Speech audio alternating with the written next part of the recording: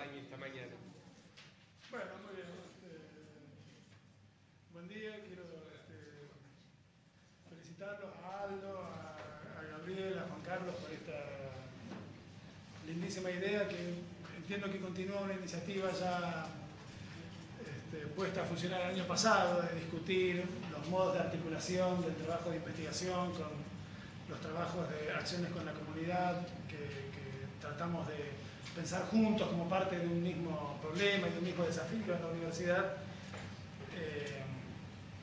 de manera que me parece que poder hacerlo en una jornada de estas características es de lo más interesante, fuera de la locura de la discusión de los proyectos concretos, singulares, poder tener una reflexión más general sobre los modos en los que la investigación se articula con el trabajo que la universidad hace en relación con su comunidad, con las instituciones, con el sistema social, político, educativo, productivo.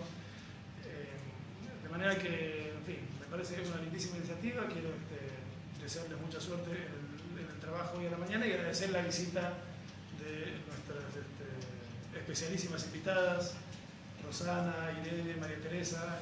Vamos a poder discutir con ellas durante toda la mañana.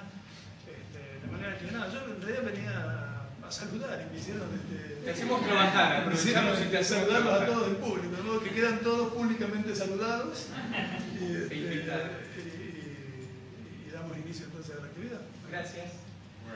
Bueno, un poco la idea, un poco lo que señalaba Eduardo y con Juan Carlos y con Gabriel habíamos planteado desde el comienzo, era de que esta posibilidad de las primeras discusiones que tuvimos, que era plantearnos cuál era el lugar que los actores sociales tenían en los proyectos de investigación, ¿no?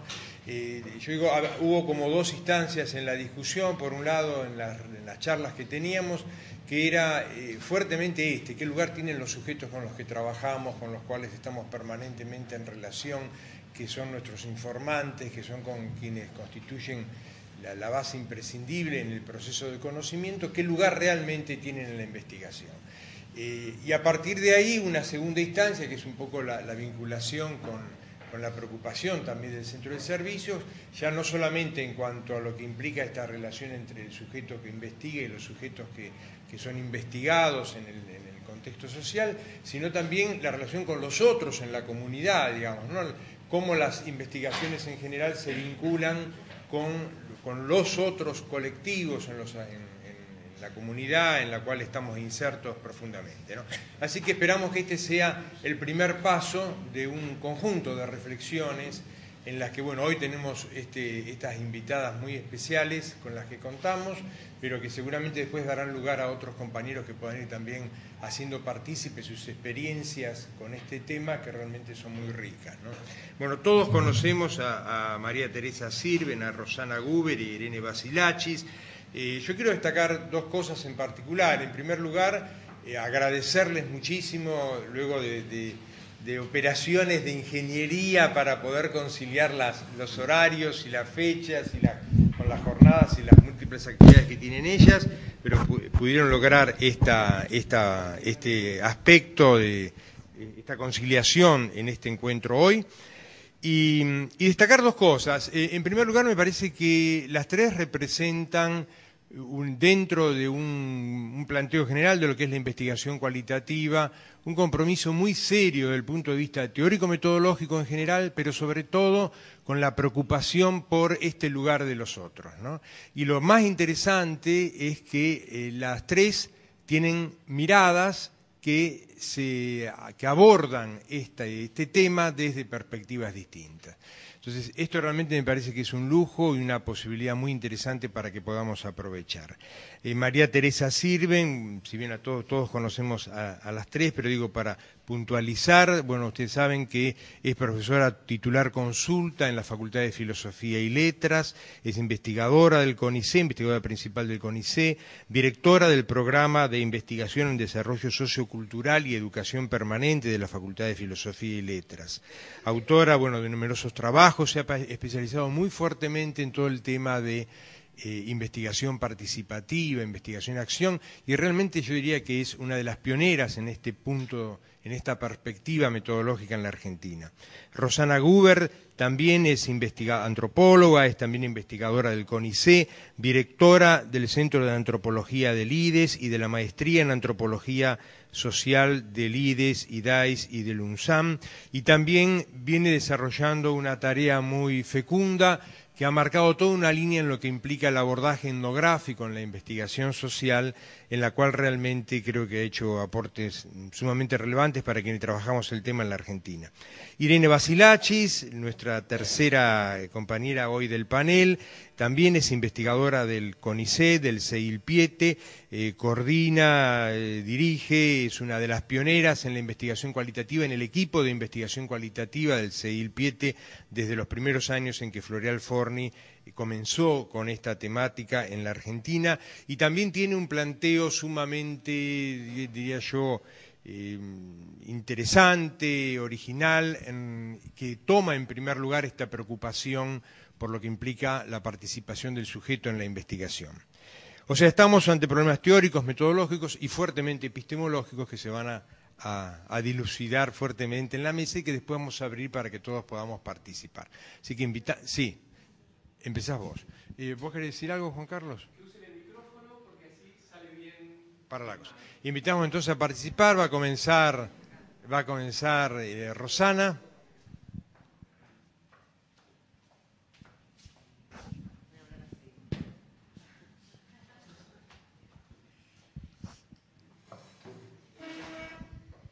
Bueno, yo no tengo PowerPoint. Soy pretecnológica. Me parece que es interesante empezar, me parecía que podía empezar en el sentido de ubicar los métodos etnográficos como, no sé si parte o madre de los métodos cualitativos en las investigaciones en humanidades y ciencias sociales.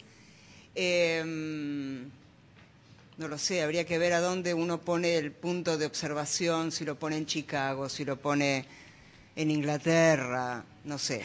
De todas maneras hay un punto que es interesante, que es el origen de la palabra etnografía, que es lo que yo hago, ¿no? Que también hace una colega acá presente, que es Virginia Becchioli, que está allá al fondo, escondida.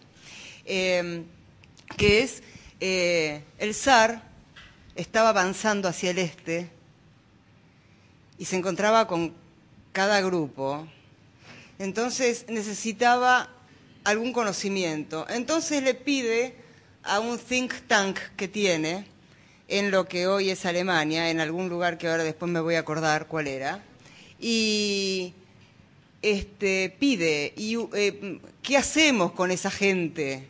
Entonces uno de los miembros de este think tank del siglo XVIII, que se llamaba Schlosser, le dice, y bueno, hagamos etnografía, que sería la descripción de los pueblos, a diferencia de la estadística, que es la ciencia del Estado. ¿No? Y esto me parece, él definía etnografía como el estudio de los pueblos desde los pueblos, ¿no? Bueno, desde ese surgimiento en el siglo XVIII del término hasta hoy ha pasado de todo, y por supuesto que yo no les voy a contar qué es lo que pasó, porque no. Pero lo que a mí se me ocurría contarles era algunas de las cosas que hago, con qué tipo de gente yo he trabajado y trabajo, y hacer alguna mínima reflexión sobre esto del lugar de los actores en la investigación. Para la etnografía, como parte de la antropología social, ¿no? Es decir, acá lo que hay es una forma de obtener información o de producir información, como quieran que lo pongan, y esta forma de producir información lo que está motivada en determinada perspectiva del conocimiento y de qué tipo de conocimiento yo quiero obtener, ¿no? Es decir, quiero obtener un conocimiento desde el pueblo, desde los actores sociales, diríamos hoy, ¿no? Yo trabajé al principio con gente de Villas Miseria, que vendría a ser como casi el rito de iniciación de todo antropólogo social en su primer trabajo de campo, o indios, pueblos originarios, dicho correctamente, indígenas, aborígenes, o gente muy humilde, residentes en Villa Miseria. Ahí yo trabajé en un equipo que dirigía quien fue mi maestra, que se llamaba Esther Ermite, que era una antropóloga, probablemente fue la primera antropóloga social argentina, por titulación, por práctica, una antropóloga que se recibió en Chicago, pero en el departamento de antropología social, y que hizo su investigación doctoral en Chiapas, en un pueblo que se llama Villa Las Rosas o Pinola, que es el nombre náhuatl que tiene. Y yo, participé de un equipo de investigación de ella, estuve con ella en sus cursos, en la Facultad de Filosofía y Letras, en la carrera de Ciencias Antropológicas, y después empecé a hacer mi propio camino más adelante, cuando empecé para trabajar mi tesis doctoral. Y mi tesis doctoral fue sobre Malvinas. Y ahí empecé a recorrer algunos caminos un poco diferentes. Y había mucha gente metida en ese camino. Había exsoldados, había militares, cuadros profesionales, había suboficiales, había oficiales, había de ejército, había de marina, había de aeronáutica, había familiares de muertos en Malvinas, el conflicto anglo-argentino por las Malvinas e Islas del Atlántico Sur, 1982, del 2 de abril al 14 de junio, ¿no? Había también alguna gente de comunidades extranjeras, había la gente que aportó al Fondo Patriótico, es decir, hay de todo con respecto a qué pasa por Malvinas, ¿no? Realmente Malvinas era una muy buena posibilidad como para ver a través de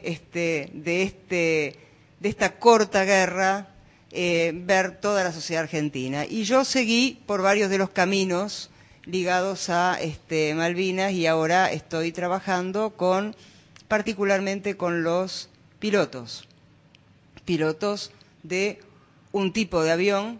Los aviones se llaman sistemas de armas, porque son sistemas de armas, que se llama A4B, que son los halcones, y que son los aviones que dañaron más seriamente a la flota, pero con una particularidad que es la desproporción en cuanto a los costos propios, ¿no? Es decir, causaron muchos daños, pero fueron mucho más dañados los 2 escuadrones de A4B que tenían asiento en una localidad, en una brigada que está al lado de Villa Mercedes, provincia de San Luis. Yo estoy trabajando sobre ellos y con ellos, y a pedido de algunos de ellos, por un artículo que yo hice cuando hice mi tesis, que es un artículo que está en la web, publicado por una revista colombiana y que les llegó. De manera que esto también aparece bastante en las cuestiones, ¿no?, de lo que escribimos y hasta dónde va a parar lo que escribimos. Y bueno, en todo caso después, si quieren, podemos hablar de esto, ¿no?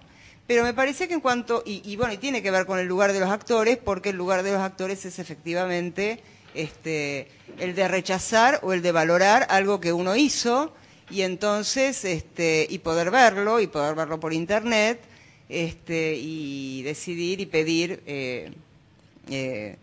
queremos hacer algo con nuestra experiencia, pero nuestra experiencia de verdaderos halcones, ¿no?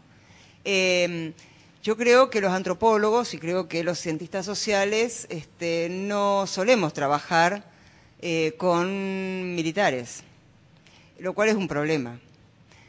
Tampoco trabajamos con dirigencias, no trabajamos con clases altas, ¿no? Bueno, en primer lugar, por obvias razones, porque no dejan entrar. Los otros sectores dejan entrar más que estos, pero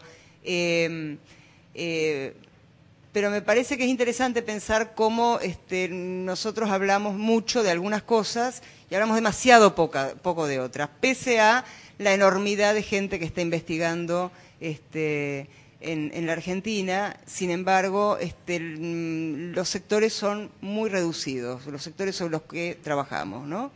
Y la pregunta sobre toda esta parte, digamos, sobre toda esta última parte, porque mi tesis doctoral fue sobre los exsoldados, es si vale lo mismo, los mismos estándares, el mismo interés, la misma pasión para trabajar sobre las madres de Plaza de Mayo que sobre los pilotos de A4B, que eran primeros tenientes, capitanes, alféreces, en 1982.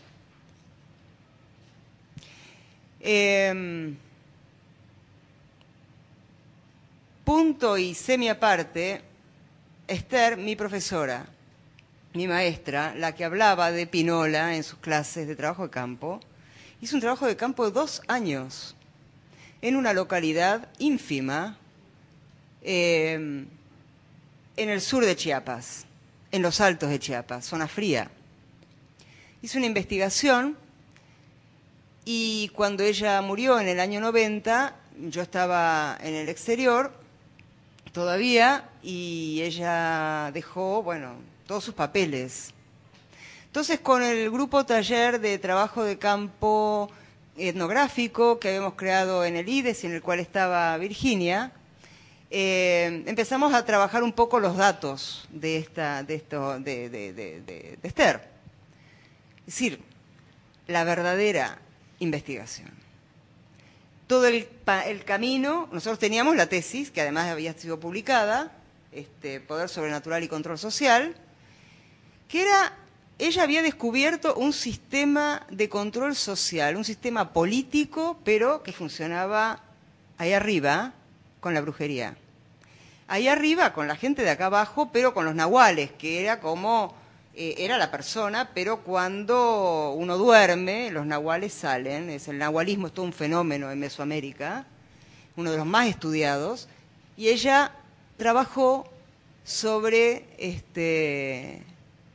el nahualismo en Pinola y descubrió que los pinoltecos, indios, celtales, habían generado una forma de control social que no estaba en la tierra, porque en la tierra estaban dominando los ladinos, todos los organismos políticos, sino que tenían una forma de controlar a quienes querían pasarse o ladinizarse o ascender socialmente, que era cambiar el vestido, por eso se llaman revestidos, y que empezaban a comer otras cosas y que además empezaban a negar su origen indígena. Entonces estos pinoltecos celtales conservadores habían generado un sistema de gobierno sobrenatural. Y esto es lo que ella descubrió. Y lo descubrió a los 5 meses de hacer trabajo de campo. Y todavía se quedó, no a los 5 meses, a los 8 meses, y todavía se quedó 1 año y 2 meses más en el campo. Entonces, a partir de esa primera experiencia, cuyos artículos, publicamos un artículo sobre el nahualismo en este trabajo y sobre cómo ella, como ella decía, se peló la frente, yo empecé a enseñar métodos de investigación etnográfica con los materiales de Esther. Pero en vez de empezar como ella empezó y como empezamos todos desde la nada pura, empezábamos desde el final. Entonces empezábamos desde el libro, del texto final, de la etnografía, y empezamos a hacer preguntas, y empezábamos a ir para atrás. Entonces, lo único que yo hacía era como agrupar los materiales que al principio yo no conocía. Y empecé, ¿esto de qué parte será de la investigación? ¿Esto de qué parte será de la investigación? Estas cosas que no tenemos acceso, ¿no? No tenemos acceso a cómo realmente hacemos la investigación. Y Bueno, mucho menos en la etnográfica, porque la etnográfica tiene tal cantidad de cosa intangible y casi que indecible, porque que no se nos pasa por la parte consciente ni por la palabra, directamente es que es práctica de investigación, ¿no? Es práctica de investigación con cotidianeidades. Imagínense a los meses de estar ahí, la cotidianidad que Esther tenía y a la cual ella se tenía que además se tenía como que sobreponer y tenía que enfrentar para no acostumbrarse y para seguir dándole sentido a su estadía ahí. De ahí entonces venía la parte de cómo ella había hecho, digamos, ¿cuál era el descubrimiento? Bueno, el descubrimiento era un gobierno sobrenatural. ¿Cómo se consigue la evidencia de que existe ese gobierno sobrenatural? Y después, ¿cómo es que una mujer, este sistema sobrenatural que funciona por la brujería es absolutamente indio? No afecta, ni es afectado por los ladinos o la gente de afuera. Ustedes me pueden decir cómo hizo una persona blanca, argentina, que venía con el equipo de Chicago, Man in Nature, que residía en San Cristóbal de las Casas. ¿Cómo hizo ella para entrar en ese...? ¿no? Todas esas cosas se pueden ir contestando con esos materiales. Y después venía la pregunta, ¿cómo hizo ella para que le abrieran el acceso? O sea, toda la parte de trabajo de campo, ¿no? Entonces, por un lado estaba la evidencia, todo el sistema de evidencia que ella había establecido, y después, además la gente no hablaba porque era castigada. Entonces la gente no decía quién es brujo, no decía quién es Meil Tatiro guardián, porque era castigada. Entonces, ¿cómo es que ella llega a saber quién es quién? Que es lo que ella siempre decía en sus clases, el quién es quién y el quién con quién. Y entonces después venía la parte de trabajo de campo. Trabajo de campo. ¿Qué hago yo con el trabajo de campo? ¿Cuál es la gran pregunta que me orienta en esta investigación? Porque todo esto es una investigación de cómo ella hizo, para ir empalmando las partes y para ir avanzando, ¿no? ¿Cómo ella hizo? ¿Cómo ella hizo en cuanto a registro, el registro de campo? ¿Cómo se registra?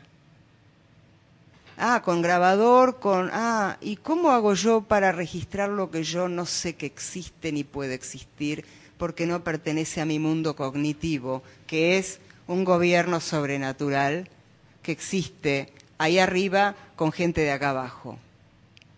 ¿Cómo registro lo que no estoy preparado para ver ni contemplo lógicamente que existe? ¿Cómo registro? Una. Dos. Temas. Los temas de ella eran la dinización, revestidos, esos eran los temas de ella. Eran los temas remanidos. Nahualismo está, pero el nahualismo no estaba. Estaba en la literatura. Pero ¿cómo se encarna ahí? Hasta que empieza a darse cuenta de que la gente le decía que los viejitos vuelan y ella no escuchaba. Y entonces reordenó todo su mapa, digamos, de temas y empezó a cobrar primacía esto. Esto se puede ver en el trabajo de campo, porque se puede ver en el registro de campo, en los diarios, y se puede ver en el índice, donde ella va haciendo categorizaciones. Y después, y además todas las disquisiciones, ¿no? Todo esto en el diario, en las notas, pero sobre todo en el diario, que es el que muestra el proceso. La otra cosa son los informantes. ¿Quiénes son sus informantes? Hago tantos de tal, tantos ladinos, tantos indios conservadores, tantas mujeres que ocupan un lugar secundario, tantos embrujados, tantos no embrujados. No, ahí la pregunta es, ¿por qué una persona definida como informante por ella se transforma en una persona que le da información altamente calificada y además peligrosa para él o para ella?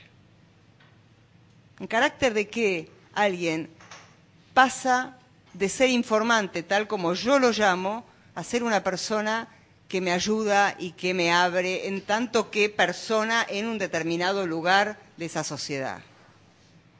¿No? Porque si no parece que yo soy la que decide la muestra. En realidad yo decido medio poco lo que es la muestra. La muestra se va decidiendo en este tipo de trabajo ahí.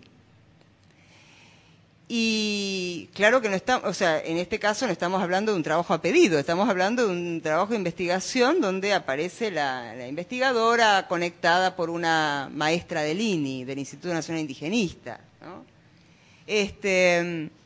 Y por último, las técnicas. ¿Y cuáles son las técnicas? Ella daba vueltitas.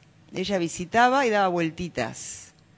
Esas eran las técnicas que hacía. Ella vivía ahí. ¿Cuáles son las técnicas? La vueltita es la técnica, darse las vueltitas. Ser visitada a la nochecita por los celtales. Y es lo que la gente va estableciendo como formas de interacción socialmente adecuadas. No las mujeres a la noche, los hombres a la noche. Ella puede recibirlos, una mujer local no podría recibirlos. Podría hablar de ciertas cosas con sus compadres, con otras personas no puede hablar, porque algunos informantes son informantes en tanto que son compadres, si no, no serían los informantes que son. Pero el compadrazgo establece una serie de obligaciones. De manera que todo esto va definiendo cómo ella trabaja.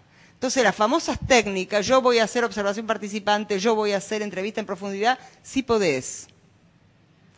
Si es la forma, si ellos quieren, si ellos ponen en esas formas de interacción lo que es significativo e importante. Pero si no, vos tendrás que ver y tendrás que estar pensando permanentemente cuáles son las formas de interacción apropiadas en el lugar y para el tipo de persona que vos encarnás en campo. Claro que esta era una mujer grande, tenía 40 años, grande, blanca, ¿no? Que tenía además una red de compadres. Bueno, todo esto en realidad lo que está sintetizando un poco es el argumento de una investigación donde yo lo pondría en términos del pasaje de la reflexividad, ¿no? Si la reflexividad quiere decir la capacidad de crear contextos, ¿no? Es decir, en general estamos pensando que ser reflexivo, uno es reflexivo cuando uno considera el género y el grupo étnico y la edad. En realidad uno lo puede considerar, uno considera que los demás lo consideran. Y además uno actúa como actúa, y actúa socialmente determinado, digamos. Pero nuestra presencia tiene una incidencia y genera contextos. Claro que según nuestra perspectiva, pero la perspectiva de la gente puede ser completamente diferente. Entonces, ¿cómo la gente está definiendo mi presencia ahí? ¿Cómo la gente está definiendo lo que yo hago ahí? Seguramente no va a ser como investigación antropológica, salvo en zonas indígenas, porque... Y además, ¿qué querría decir que defina como investigación antropológica? Porque si define como investigación antropológica, como lo definiría yo, ¿qué quiere decir que hizo la carrera de antropología? Entonces, bueno, yo trabajé con antropólogos también, como objeto de investigación. Son los más difíciles. Claro, son los más difíciles porque son los más conscientes de que un estornudo es un dato.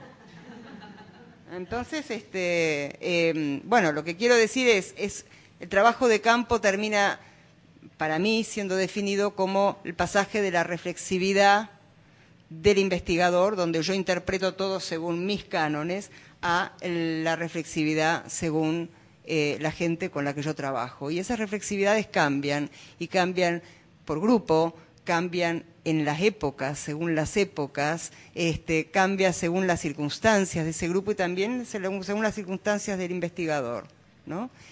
Me parece que ya es suficiente, ¿no? Por el tiempo, sí. No. Gracias.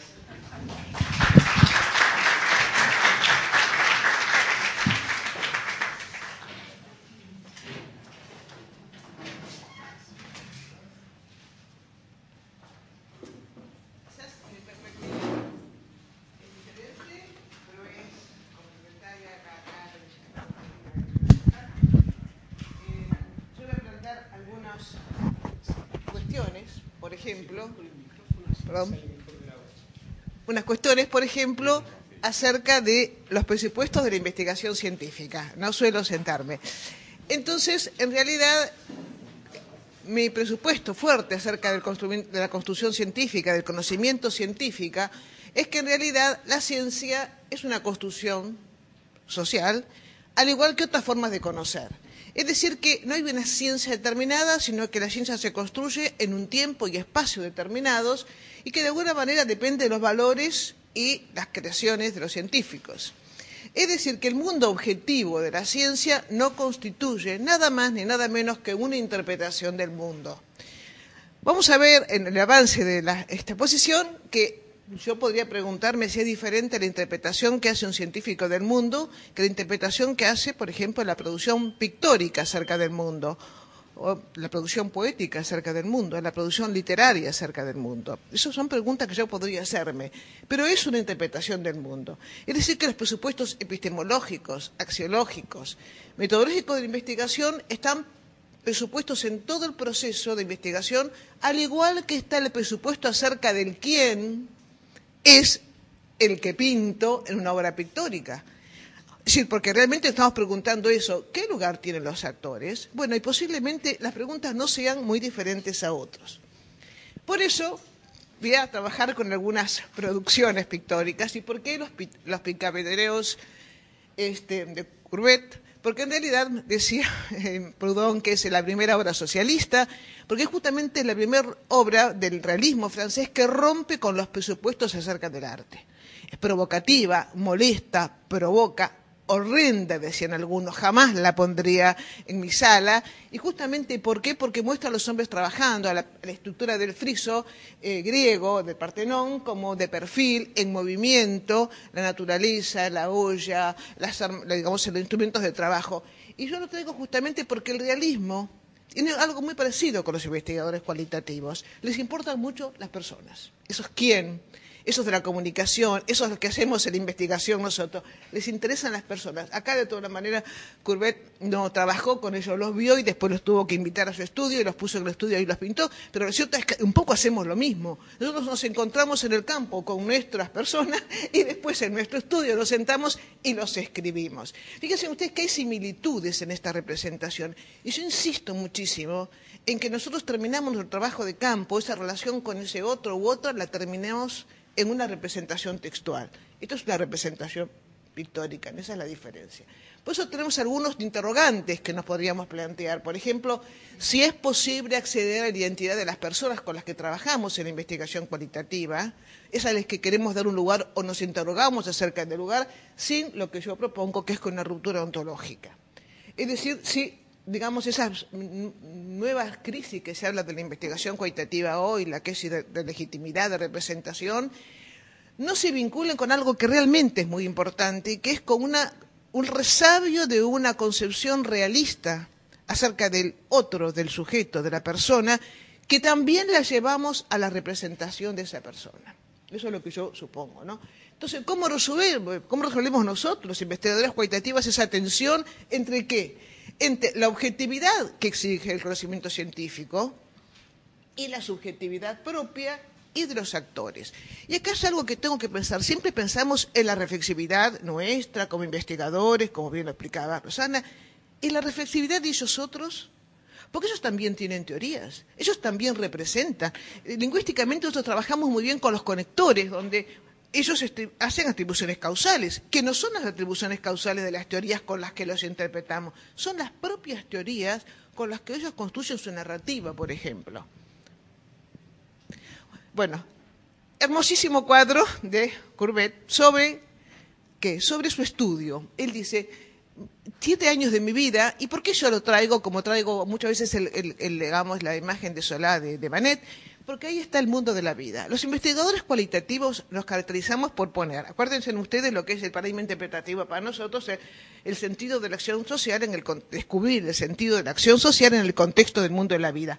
Él dice, el mundo, dice Courbet, está en mi estudio, y acá están todos. Me gustaría tener una hora para contarles y que hablemos de cómo él representa el mundo, igual que nosotros. Nos sentamos en el escritorio y ponemos el mundo en el escritorio, el mundo en la computadora, ¿no? Acá tenemos en el centro del cuadro, no estoy contando el cuadro, a ver si me explico. Yo no, esto es una clase de pintura porque tendríamos mucho que decir. Yo estoy contando que nosotros, como ellos, representamos el mundo. Y que esa representación del mundo nos genera una seria, fuerte y total responsabilidad ética. Esto es un poco, por eso es la cuestión, ¿no? Entonces, fíjense, posiblemente en el centro del cuadro tenemos a Courbet pintando posiblemente su digamos, ornato, donde él pintaba siempre los entierros y las muertes y esas cosas. Tenemos la Venus, que en realidad, esta Venus o esta modelo, que es una modelo desnuda, que es la verdad desnuda, porque quería pintar lo que veía el niño, que es un niño rural por los ojitos, en realidad son los que pueden ver el mundo. Pero esos otros, los que están a la izquierda, fíjese, hay sacerdotes religiosos, católicos y judíos, está el cazador, están los burgueses, y dice él sencillamente con sus palabras, están los muertos, los miserables, y los que viven de la muerte de los miserables. Están de este lado. Fíjense ustedes cómo construye ese mundo de la vida, cómo hacemos nosotros. Por eso a veces la pintura nos ayuda a decir, ¿cómo estamos construyendo? Atención, porque él podía haber construido otro mundo de la vida. Por eso están sus significativos, digamos, hacer. ¿Saben quiénes son esta parte de nuestras citas? Las citas bibliográficas. Porque fíjense, acá tenemos a Jorge Sand, acá tenemos a, ¿quién? Al poeta maldito. ¿No es cierto? En realidad, Baudelaire, que justamente es de todos los que vamos a ver ahora, estaba ahí siempre, acuérdense, los gusanos, la muerte, la prostituta. ¿Se acuerdan ustedes? Las tumbas, bueno, estaba ahí, que era el inspirador. Y acá está, se fue, no, recién cuando lo vi el decano me pareció Proudhon. Fíjense en qué parecido, igualito. Yo digo, pero caramba, vino Proudhon, yo que lo tenía acá y se me fue de acá. Bueno, pero fíjense, bueno, ¿por qué? Porque están todos, ¿qué son? Porque están lo sostienen. ¿A quiénes nos sostienen a nosotros cuando hacemos el texto científico? Las citas bibliográficas. A él los sostenían los mecenas, Proudhon, ¿se entiende esto? En realidad nosotros también construimos el mundo. Cada vez más, conozco una hermosísima tesis que no pudo ser aceptada en la Facultad de Filosofía y Letras, que consideraban que lo más cerca al discurso de la filosofía y de la ciencia es el discurso del arte.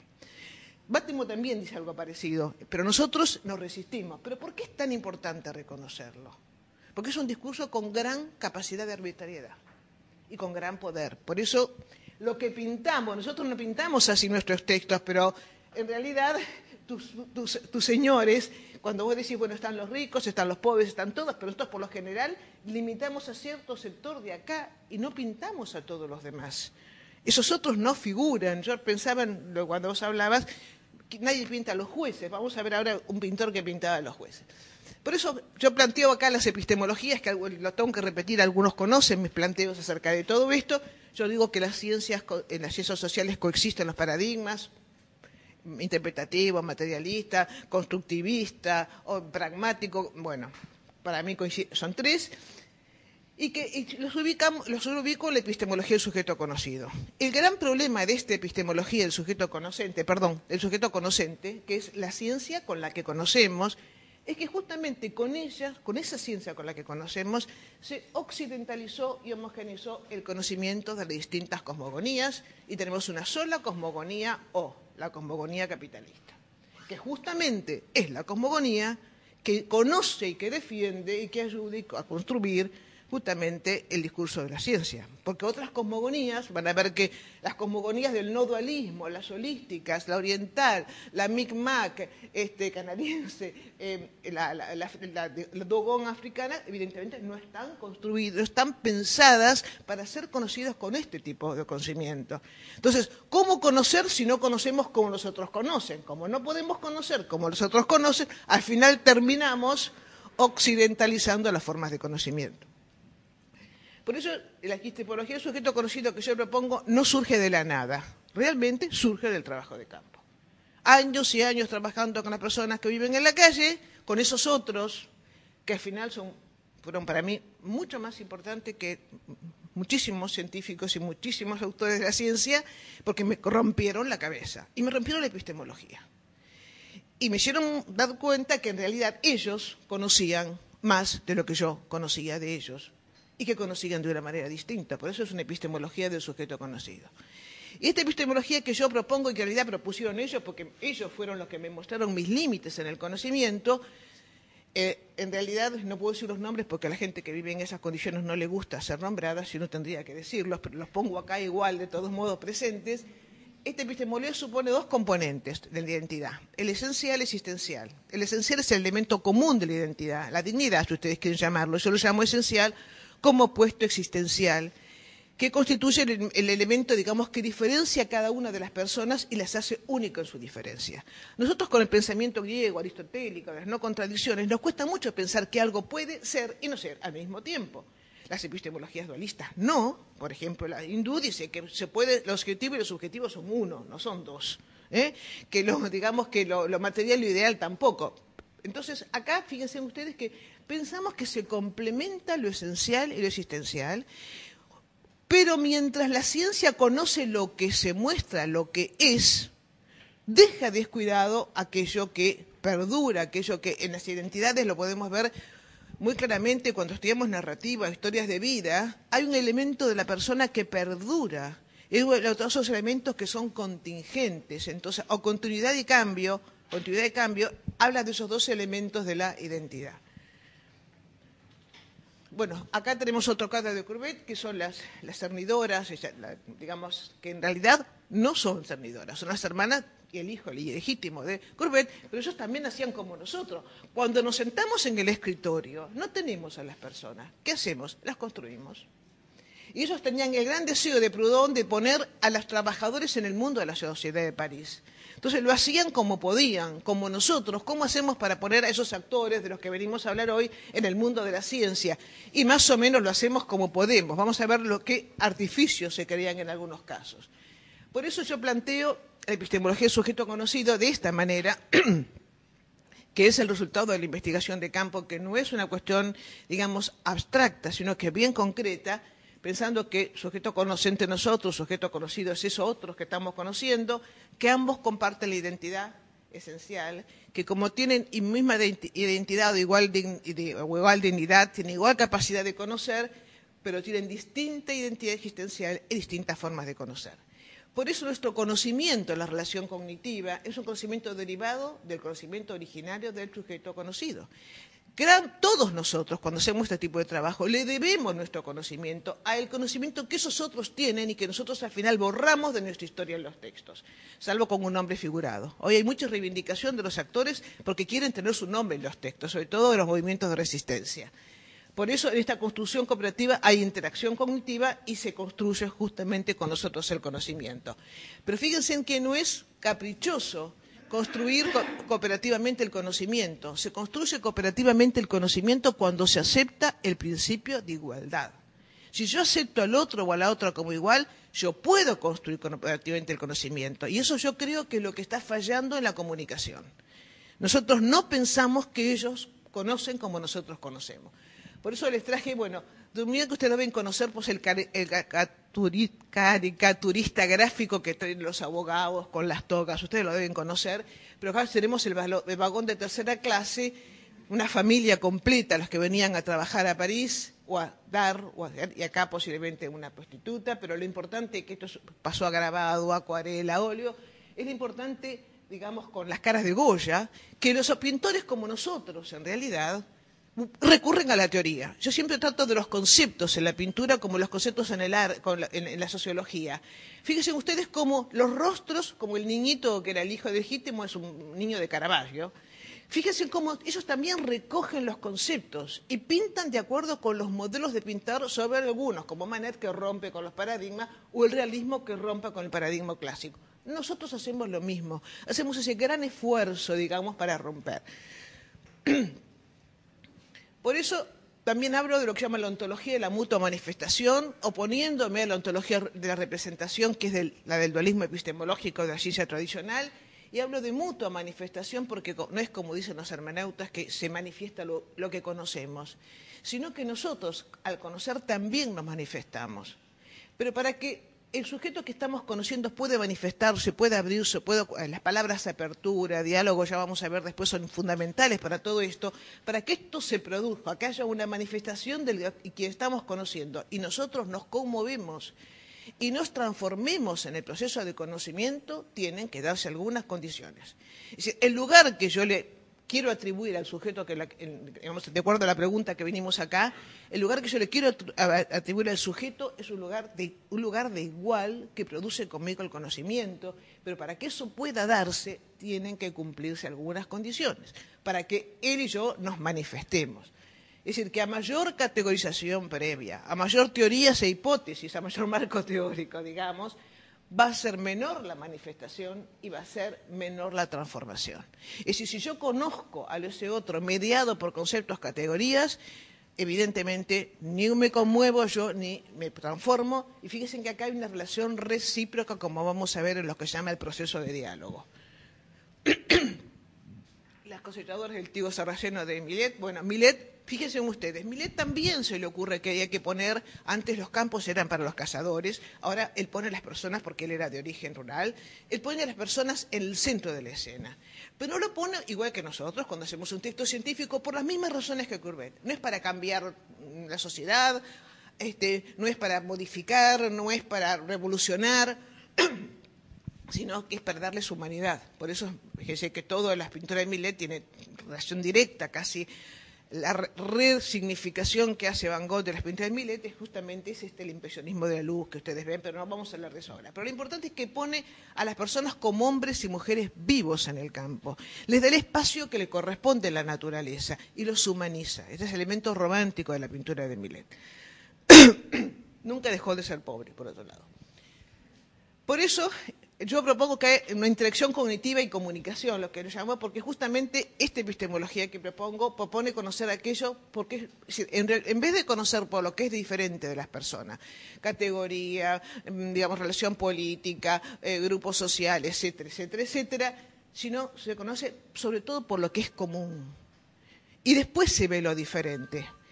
Entonces, lo ontológico es antes que lo epistemológico. El a quién se conoce es antes de que el cómo se conoce. Pero la quién se conoce, que tiene mucho que ver con la pregunta de hoy, va a depender acerca de la identidad teórica y conceptual que tenemos nosotros acerca de esos otros.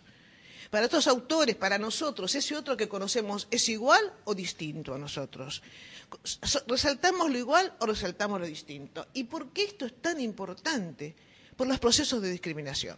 Es decir, nosotros tenemos una capacidad extraordinaria como científicos de favorecer los procesos discriminatorios, sobre todo cuando marcamos las diferencias existenciales, la situación de clase, el conocimiento, lo que ustedes ya saben, como características esenciales. Entonces, esencializamos lo existencial y ahí se produce la discriminación. No es lo mismo decir pobre, ahí estoy esencializando una característica existencial, ¿de acuerdo?, que decir persona pobre, donde marco lo esencial, es una persona que en esta contingencia es pobre. Entonces, si yo marco solamente lo existencial, estoy esencializando. Podría decir otras características, como ejemplo con la identidad sexual, por ejemplo, que también esencializan a la persona como si toda la persona fuese nada más que eso, una categoría, digamos, de género. Por eso no hay que preguntarse solamente, digamos, hay que preguntarse por la identidad, digamos, que nosotros presuponemos teóricamente, y lo que es que no hay que postular solamente los límites de las teorías, me parece. Si yo quiero que haya manifestación, que quiero conocer ese otro u otra que se manifiesta en la comunicación, yo lo tengo que plantearme, no es lo limitado de las teorías, sino lo ilimitado del ser que se despliega o se manifiesta en la comunicación. Ese ser, hombre, mujer, que se despliega en la comunicación es ilimitado. Mis conceptos, mis categorías, mis tipologías no me alcanzan para conocerlo. Las llegadas de Millet, lo más importante de todo el cuadro, que ustedes dijimos muchas cosas sobre esto, pero lo importante es el detalle con que él está marcando que son pobres. ¿Por qué son pobres? Porque están juntando los pequeños granos que cayeron a la tierra. En realidad es como lo mismo que en las serreadoras, o la mujer que no tenía el sedallo estaba tomando con sus dedos los granos a mano, ¿no es cierto?, los granos que inservibles. Por eso yo hablo de la construcción cooperativa del conocimiento y lo que yo llamo la común unión. Esto, se les vuelvo a decir, esto es construcción de teoría, si ustedes quieren, epistemología, a partir del dato. Es decir, a partir del dato empírico, de la experiencia de 10, 12, 15 años de campo, donde empecé a descubrir que esa identidad de las personas, ¿no? Entonces, digamos, la epistemología del sujeto conocido reconoce la común unión de los sujetos en la interacción, común porque ambos sujetos comparten el componente de la identidad, comparten la misma dignidad. Lo que los diferencia solamente es contingente, solamente existencial. Nuestro conocimiento no vale nada a nivel de la diferencia de dignidad. ¿Se entiende esto? Es una diferencia existencial. Lo digo rápido porque en realidad nosotros creemos que nos quemamos las pestañas y eso nos da cierto derecho a interrogar, a preguntar, a plantearnos frente al otro. Es unión porque eso que compartimos en la interacción cognitiva con esos otros nos une y nos permite juntos construir el conocimiento. Si no aceptamos lo común y no nos unimos, no podemos construir cooperativamente el conocimiento y justamente esa no es la tradición de la investigación. Construir cooperativamente conocimiento. Por eso en esa interacción cognitiva que se da con esa común unión, dos sujetos o más existencialmente iguales que tienen distintas situaciones, biografías, historias, trayectorias, comparten, construyen el conocimiento, porque ambos tienen diferentes formas de conocer y esas formas de conocer es el resultado de su propia historia, digamos, ¿no? Acá tenemos el Ángelus, que ustedes lo deben conocer mucho, que tanto, digamos, marcó la pintura posterior. Y van a ver que el concepto del Ángelus marca mucho más de lo que podemos imaginar la pintura. Parece que ellos hay una iglesia atrás, la interpretación ha sido como que ellos están sonando las campanas y ellos están rozando unos de los Ángelus diarios, ¿no? Tengo que apurarme, si no voy a suponerlo ahora. Entonces acá viene todo lo que planteamos nuevo, que es el diálogo, ¿no? Lo que se llama la perspectiva dialógica. Esto tiene que ver mucho con Buber, que digamos que genera toda a posterior la teoría de Levinas y otras teorías acercadas a la relación tú y yo. Justamente entre tú y yo no se interpone ningún sistema, no hay ningún medio, ninguna intención, ninguna función, ningún deseo, ningún placer, no hay anticipación, no hay interés. En términos sociológicos es una acción comunicativa donde, digamos, sintonizamos planes de acción, diría haber más, pero no una acción estratégica. Entonces, solamente cuando los medios abolen, solamente cuando hay una relación directa, se produce el encuentro. Emerge lo ético, resurge la dignidad completamente y la total autonomía del otro. Porque lo importante es que si no surge ese otro, no mediado por nuestro interés, deseo, perspectiva, etc., no aparece la dignidad. Por eso yo pongo justamente que el desconocimiento de esa dignidad ha servido muchísimo para someter arbitrariamente a la injusticia a hombres y mujeres, a situaciones degradantes, a poderes injustos, y que las ciencias sociales hemos contribuido con esas situaciones. Si ustedes analizan el discurso político ya analizado desde Alfonsín ahora, todos los gobiernos, en realidad la mayor parte del discurso discriminatorio de nuestros presidentes, todos, vienen de la discriminación surgida de los conocimientos de las ciencias sociales. Por ejemplo, metáforas centro y periferia. Los que están afuera, los que están adentro, los que pueden llegar, etcétera. Y los sujetos de acción terminan siendo objetos de políticas sociales. Esto, a nivel lingüístico, lo llamamos, digamos, discurso discriminatorio. ¿Por qué digo todo esto? Porque nosotros podemos, digamos, contribuir con el desconocimiento de esa dignidad si mediamos siempre nuestra relación con los otros. Por eso, es algo importante, la defensa de algunas minorías depende en que se reconozca su conocimiento como legítimo. Minorías y mayorías en el mundo ya. La mayoría del mundo no tiene el conocimiento occidental. Y sin embargo nosotros seguimos pensando que ese es el conocimiento legítimo. Y si ese es el conocimiento legítimo, ¿cómo vamos a aceptar la forma de conocer de otros y cómo vamos a no reconocer su forma de conocer si tienen capacidad de conocer? Esto es un dilema ético que se nos plantea constantemente en las ciencias sociales. Bueno, ¿por qué les traje el concepto de Ángelus de Dalí? Porque, como yo les comentaba, los conceptos se arrastran. Dalí se obsesionó, él tenía la paranoica crítica, ¿no?, con el Ángelus de Millet. ¿Y saben qué? Estaba obsesionado porque él no le cerraba que eso era la canastita con las papas. ¿Vieron que hay una canastita con las papas? No le cerraba.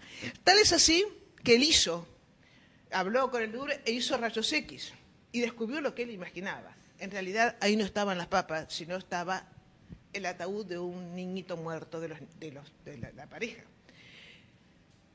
él reconstruye esto, justamente fíjense en que porque va a un lugar, a Cataluña, donde había unas rocas muy grandes y los construye en gran tamaño, como casi si fuesen edificios, el único que queda casi en pie estilizadamente es el hombre.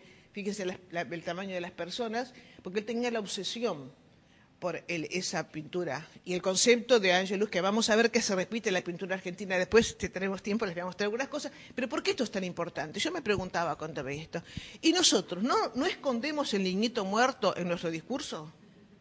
Porque Millet tuvo que esconder el niñito muerto, porque no iba a aceptarse nunca un niño muerto en la pintura. Y nosotros no escondemos el niño muerto en nuestros textos, por eso se los pongo, porque creo que esto nos ayuda. Eso decía la escuela crítica. La escuela crítica decía muy bien que no hay nada más subversivo que el arte, porque el arte tiene todas las posibilidades abiertas de lo que no hacemos y nos da más posibilidades aún. Entonces, justamente acá tenemos el diálogo, esa comunicación no distorsionada, el peso muerto, para que no sea, digamos, la distorsionada la comunicación, el peso muerto del pasado, categorías, tipologías, conceptos, teorías, no tiene que pesar en el presente. Si yo hubiese pensado en esto como una charla, yo no podía hablar de esto. Y me costó pensar, ¿lo llevo, no lo llevo? Bueno, este es mi estado hoy, en la cabeza vivo así, mezclando, suponiendo, imaginando y pensando cómo dar, les consejo, lo mejor que uno puede dar en cada situación, porque mañana podríamos no estar. ¿Es verdad o es mentira? Podríamos no estar. Entonces, este momento de hoy es absolutamente único. Y como único creo que tenemos que vivirlo, ¿no? Entonces, esa relación entre yo y tú es reflexiva, es recíproca y justamente, como dice Gaber, todas las relaciones vitales, históricamente, han luchado por el reconocimiento recíproco. Pregunta, ¿nuestros actoras, cuando trabajamos en la investigación, no luchan acaso por reconocimiento recíproco? ¿Y nosotros lo reconocemos? No lo reconocemos. Porque le preguntamos, ¿cuántos hijos tiene, señor? Y se peleó con su marido. Y dígame, señora, ¿y cómo está en la calle? ¿Cómo llegó? Ay, pobre. Perdón, estoy jugando un poco, estoy dramatizando, ¿no? Y si nos dice, ¿y usted, señora? ¿Dónde vive? ¿Y usted está casada? No. Nosotros no le permitimos el reconocimiento recíproco, porque tenemos una relación de poder. Y justamente nosotros somos así, como vivimos por lo general, somos uno más de los entramados de las relaciones de privación a las que están sometidas muchas de las personas con las que trabajamos. Esta es la reflexión ética, ¿no? Entonces, como dice Levinas, lo que diferencia la relación, el pensamiento con un objeto, a la relación, al lazo con un otro, es que cuando nombramos ese otro u otro, no solamente lo estamos nombrando, lo estamos llamando, lo estamos invocando, y al invocarlo, invocamos parte de nuestro mismo ser.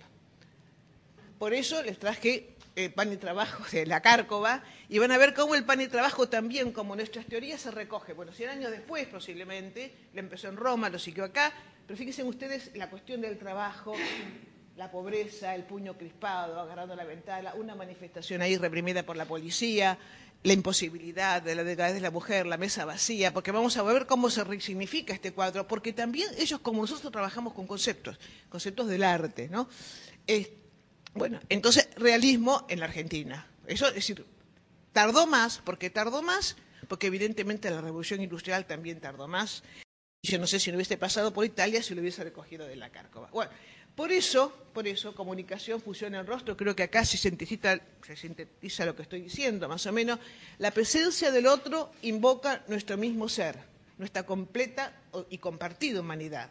En ese rostro, si compartimos que tenemos un elemento común, en ese rostro de ese otro u otro están todos los rostros y está mi propio rostro. Difícil aceptarlo. Yo tengo esta postura, justamente por el principio de igualdad. Ese otro entonces no puede ser reducido a objeto, ni tampoco lo puede ser reducido a una extensión de mí. ¿Por qué? Porque si yo lo conozco con mis conceptos, y esto lo plantea muy bien, mí mismo someto al otro a mis conceptos, en realidad el otro no es el otro. El otro está violentado en su identidad porque es una extensión de mí, de mi conocimiento, etcétera, etcétera. El conocimiento en esa interacción es resultado entonces de una fusión entre mi búsqueda, la búsqueda que hacemos, pero además su entrega, su disposición. Sin la entrega y la disposición de esos otros con los que conocemos, nuestro conocimiento sería imposible. Entonces, justamente, si yo acepto que cada una es única, a la vez digna como cada otra persona, en realidad yo puedo pensar que mi propuesta actual, del dualismo epistemológico a la fusión, unión con el otro, primero ontológica y después epistemológica. ¿Por qué me puedo fundir? Porque hay componente esencial existencial. Somos unos en dignidad, me puedo fundir. Somos distintos existencialmente, ahí no hay fusión. La fusión es primero ontológica. Por eso les traje, fíjense ustedes que dice el cartelito, el rostro. ¿Viste que hablábamos el rostro? Pan y trabajo. En realidad la resignificación de la obra de la Cárcova, acá tenemos la manifestación, el centro, la ternura y la esperanza, las casas vacías, como están en contraposición el fondo con el frente, que son los rostros significativos, que tienen ansiedad, unidad, pero no tienen violencia, como ustedes pueden ver. Después, nuevamente, Berni trabajó esto y lo trabajó para la paz, cambiando, poniendo la paloma de la paz en el momento de la bomba de neutrones de Estados Unidos y la implantación de la planta de bombas de neutrones, ya me voy cerrando, ya terminó, en la isla Huemul. Bueno, comento esto rápidamente, entonces ya voy, faltan dos nada más. La validez en la investigación, entonces la validez de la investigación, si tenemos estos presupuestos, cambia. ¿Qué es la validez de la investigación? Se vincula con la responsabilidad del investigador. En primer lugar, como respuesta frente al otro. En segundo lugar, como movimiento que excede al propio ser del investigador y que se abre a otras formas de conocer, se abre a inesperados datos e interacciones, aquello que nunca conoció el investigador, aquello que le es nuevo, aquello que se le presenta, ¿no es cierto? En este sentido, Matheson propone lo que se llama, digamos, una hermenéutica de la sospecha frente a una hermenéutica de la afirmación o de la resistencia. Hermenéutica del aspecto sería interpretar todo comportamiento o acción pensando que ya fue resuelto de alguna manera o dicho antes por las teorías. Hermenéutica de la resistencia o de la afirmación es pensar que los actores con los que estamos trabajando pueden crear nuevas formas de conocimiento que destruyan, rompan a las teorías. Nosotros no los podemos olvidar. Es decir, realmente, ¿se entiende? Porque si no vemos una sola parte, como diría, en términos, voy a citar un pintor, vemos los muertos y no los que viven de los muertos. Y yo creo que tenemos que estudiar a los muertos de hambre, de miseria, de esclavitud, y también a los que viven gracias a esos muertos. Por eso acá tenemos nuevos interrogantes, ya estamos terminando, Aldo. Entonces, el diálogo con ella, con los otros, ¿no? La relación con su completa identidad, ¿se puede reducir al momento del encuentro? Yo creo que no. Que ese diálogo dura toda la investigación y eso hace la calidad de la investigación. El otro tiene que ser nuestro interlocutor imaginario, no el comité de evaluación de la beca, del CONICET o de lo que ustedes quieran, ¿no es cierto? Ese otro, ¿qué diría si me escuchara decir lo que digo de él o de ella? Ese interlocutor debe estar constantemente presente. ¿Construimos conocimiento cooperativamente con ellos o los sometemos de alguna manera a la violencia del código de interpretación? Ponerle una categoría que ellos no crearon o que la que no se identifican es violento, es la violencia del código de interpretación, como yo lo llamo. ¿Privilegiamos el diálogo o la pura especulación? Si lo único que nos preocupa son las teorías, estamos privilegiando la pura especulación. ¿Podemos conocerlos sin conocer como ellos conocen? Yo creo que no. En realidad nosotros decimos saber conocer, pero no conocemos como las personas conocen, sus formas de conocimiento, no conocemos sus cosmogonías. Estoy pensando en los nahueles. Cuando uno va a Centroamérica, hasta los alumnos le dicen, no pude venir ayer porque sentí que mi nahuel, ¿se entienden? Hasta los alumnos invocan digamos, eso como parte de su misma vida, ¿no? Bueno, entonces, fíjense, conoceremos por lo que es, por lo que nos diferencia, o por qué los conoceremos. Y conocerlos porque los diferencia, por lo que es, por lo existencial. ¿Es útil a la hora de reconocer la dignidad por la que defienden, por la que resisten? Y yo creo que no. Que la dignidad es algo que tiene que ver con la identidad de la persona y que nos basta con un conocer existencial. Entonces, ¿no será el diálogo una forma de ser y de hacer que hace posible el despliegue autónomo de la identidad? Porque nosotros con el diálogo podemos permitir el despliegue de identidad. Sin el diálogo, sin esa forma, digamos, o con esa forma violenta de identidad nuestra. Porque, atención, no es solamente la identidad de ellos que tiene que ser autónoma, también la nuestra. Y también nosotros construimos nuestra identidad en diálogo con los demás. Termino aquí. ¿No seremos acaso unos con quienes dialogamos?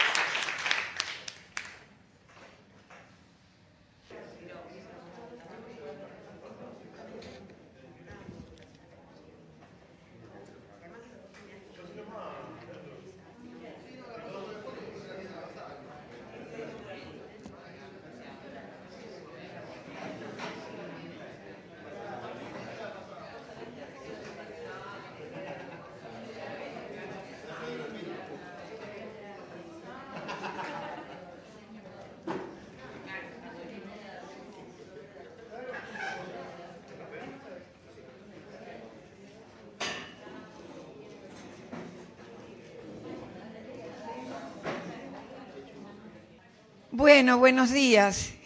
Yo después de tantas problematizaciones me problematizo. Ahora, ¿qué hago yo al lado de estas dos exposiciones? Siempre. No, es verdad, no estoy. Uno se siente, gracias. En general uno siente que... No, pero yo ya lo terminé, ¿eh? Bueno, está bien acá, está bien. Uno siente en general que lo que hacen los otros colegas y los compañeros sobrepasa lo que uno puede hacer. En general es así y creo que eso también facilita el poder trabajar juntos. Bueno, yo me siento así, pero bueno. Lo que sí que cuando termine de exponer les voy a mostrar un cuadro que es de mi esposo, porque mi esposo es pintor.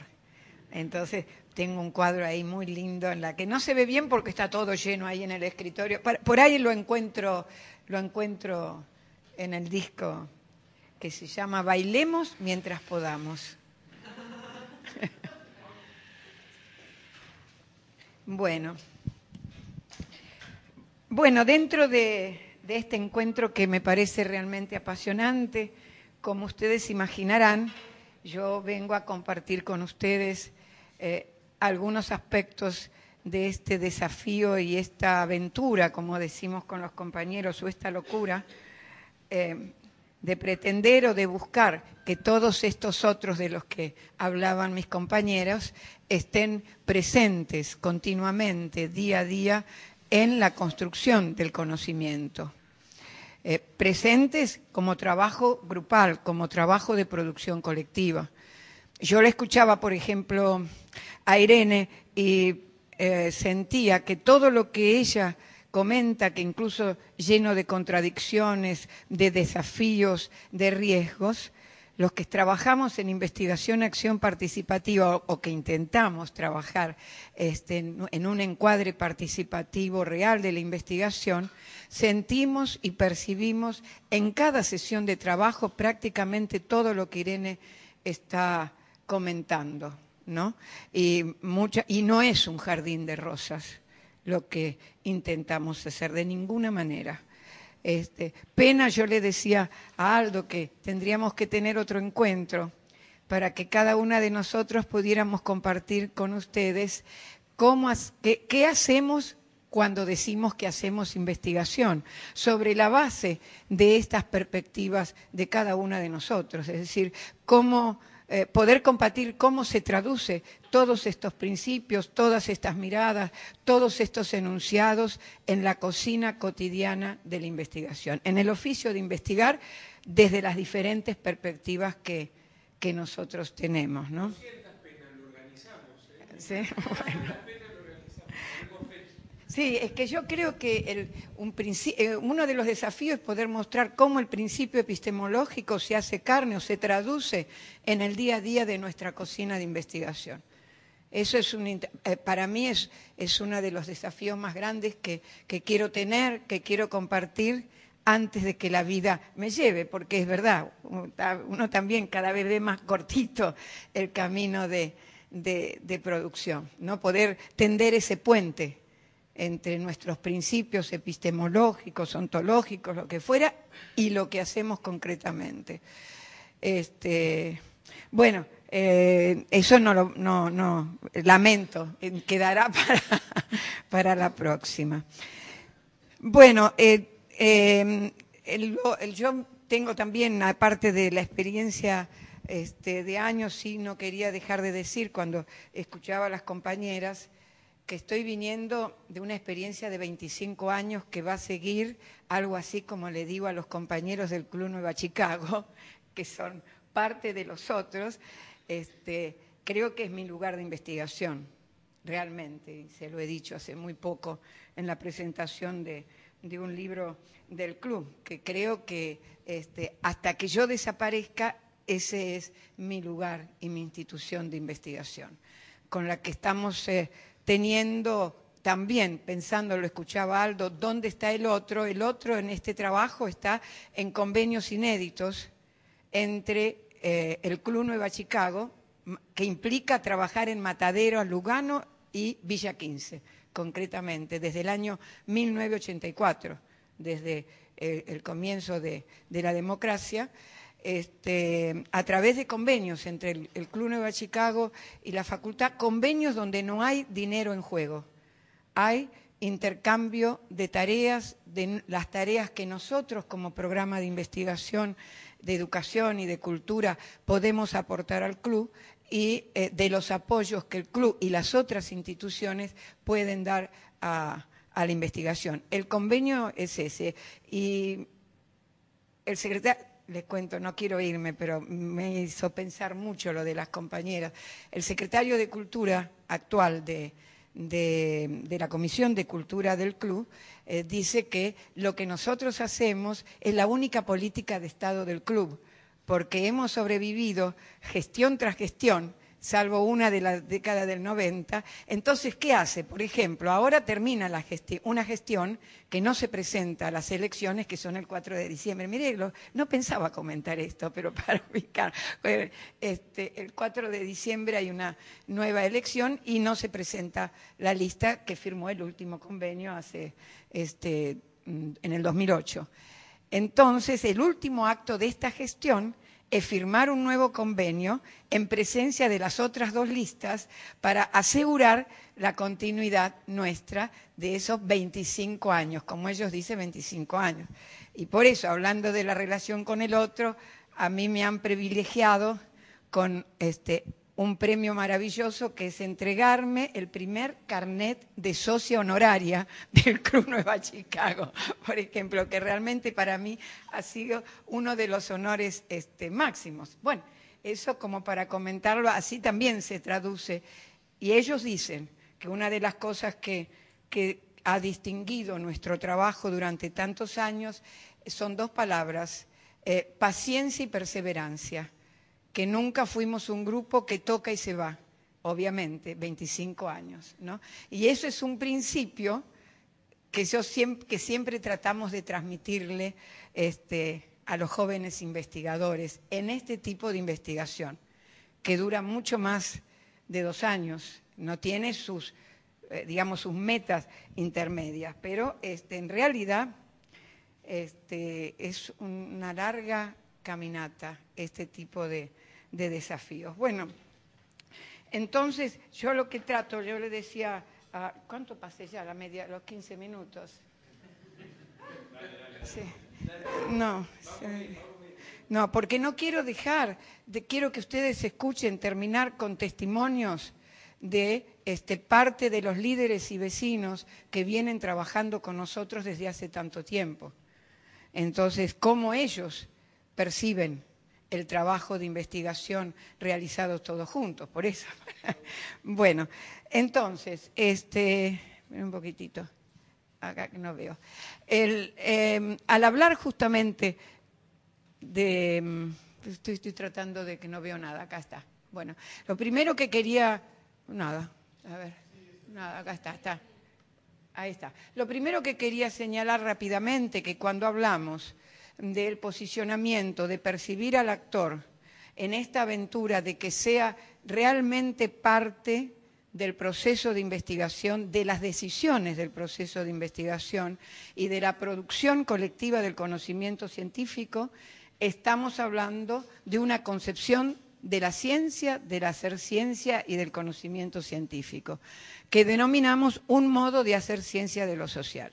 Simplemente en este gráfico, rápidamente lo que intentaba graficar es que en este proceso fascinante de construcción del objeto científico, bueno, no importa, lo que señalamos como modo de hacer ciencia de lo social se va diferenciando según la manera, algo decía justamente también Irene, de cómo trabajamos, cómo amasamos algo llamado cuerpo teórico y algo llamado cuerpo empírico.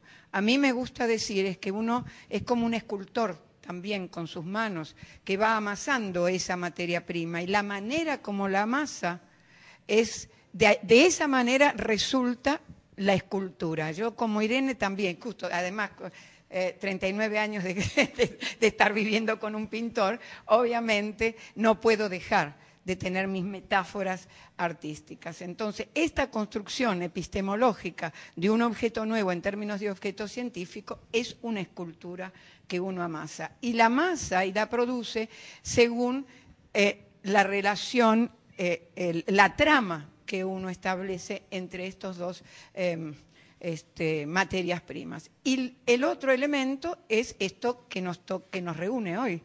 ¿Cómo establecemos la relación entre el sujeto que investiga y el objeto investigado? Y para nosotros, digo yo, el grupo que trabajamos juntos, estos dos, la manera en que uno resuelve estas dos relaciones es la que hace dice acá, reside el fascinante dilema de los diferentes modos de hacer ciencia de lo social. Entonces, el hablar de investigación-acción participativa implica uno de esos modos justamente de hacer, ahora paso rapidito, de hacer ciencia de lo social. Por eso que acá decimos, en este sentido, es que buscamos presentar los diferentes modos de hacer ciencia de lo social, y paso a lo que está en negrito, como diferentes maneras de pensar o concebir el hacer investigación social. Evidentemente que lo hemos visto en Roxana y en Irene, cómo se juegan estas concepciones, ¿no? Esta manera de concebir lo que es hacer investigación social, que va mucho más allá de técnicas, de metodologías o de procedimientos metodológicos o de usar o no usar números. Es una concepción vital que, como yo le digo a los jóvenes investigadores, uno la siente en las vísceras y en la sangre, cómo uno siente un concepto cuando lo siente o cómo uno siente la materia empírica cuando uno la siente y no llega hasta las vísceras, el alma y el corazón. Y cuando uno siente esa emoción es porque algo está ocurriendo también en la teorización, también en la evidencia empírica, ¿no? Bueno, y esta manera de hacer ciencia de lo social, quiero marcar los dos últimos puntitos, que es lo que yo acabo de decir, para ahora traducirlo en lo que hace a la especificidad de la investigación-acción participativa. Entonces, que sería... La noción de diferentes modos de hacer ciencia de lo social implica diferentes resoluciones, penúltimo puntito, en cuanto a diferentes maneras que adoptamos para amasar nuestra materia prima y para relacionar un sujeto que investiga con un objeto social investigado, y se resuelve en diferentes intencionalidades en la construcción del objeto científico, que esto también es clave. Ahora vamos a ver en cuanto a la especificidad de esto que llamamos investigación, acción. Bueno, ¿sí? Ay, Irene es muy buena de pensar que yo lo voy a saber usar. No, solo apretás el botoncito. Ahí lo tenés, ¿ves? A ver. Ah, pero puedo, no necesitan volver atrás, ¿no? No. Para que les... Bueno, entonces, aquí yo coloqué, que no es fácil, traté de remarcar notas distintivas de la investigación-acción participativa en relación con el foco del encuentro, no porque sean todas estas notas distintivas, sino justamente en honor del tiempo que teníamos. La primera es lo que denominamos la construcción colectiva del conocimiento. Cuando hablamos de construcción colectiva del conocimiento, significa, como vamos a ver, la importancia de lo grupal y del trabajo grupal. Ahora vemos. Y acá tenemos el desafío, bueno, en parte es lo que señalaba Irene, sí, pero un desafío en vivo y en directo en cada momento que trabajamos en el terreno, que es esto que llamamos la articulación entre el saber científico y el saber cotidiano. Obviamente que los principios que señalaba Irene de respeto, de la visión de igualdad, la visión de que no hay saberes jerárquicos, de que la ciencia no implica un saber jerárquicamente mayor que el arte, por ejemplo, que la música popular, que la poesía, está presente en todo esto. Si no sería, porque ese es uno de los desafíos, que esta articulación implique realmente una construcción colectiva. Por eso que yo lamento, lo dejaremos por otra vez, poder compartir con ustedes cómo esto, por lo menos intentamos nosotros traducirlos en una pregunta que todos nos hacen. ¿Cómo se hace? ¿Cómo se hace esta articulación colectiva que realmente sea articulación? Donde realmente no haya un predominio del saber científico ni de la figura del investigador. Bueno, eso lo dejamos para... Acabamos de escribir con un gran amigo y colega, Luis Rigal, justamente no sé si es un libro, es un algo para Ecuador, para las comunidades indígenas de Ecuador y profesionales de las zonas de los páramos con los que yo estuve trabajando en el 2008, justamente una suerte, no sé si del libro de, no sé, el CONICET no diría que es un libro, donde con 3 preguntas: ¿qué es la IAP? ¿Para qué es la IAP? ¿Y cómo se hace? Y realmente yo estoy contenta porque tuvimos que esforzarnos muchísimo en ese tercer capítulo, ¿cómo se hace? ¿No? La segunda nota distintiva, la relación sujeto-objeto de la investigación, que es esta locura o aventura de la participación del objeto, participación real, en las decisiones y en la construcción del conocimiento. Ahora vamos a ver las condiciones de eso. Acá aparece entonces lo grupal como base de dicha construcción. Lo grupal es la instancia privilegiada que va mucho más allá de entrevistas grupales o grupos focales. No es eso, es algo más. Es lo grupal como instancia de producción del conocimiento. Y la intencionalidad que se apoya en el paradigma crítico en las ciencias sociales de una concepción de una ciencia emancipadora, de una ciencia que implique la conciencia crítica en relación a una realidad cruzada por desigualdades y por dominación. Y dominación fundamentalmente de nuestra manera de pensar y ver la realidad, que muchas veces nos hace pensar a la manera de los grupos dominantes y nos ahoga totalmente la posibilidad de un conocimiento crítico.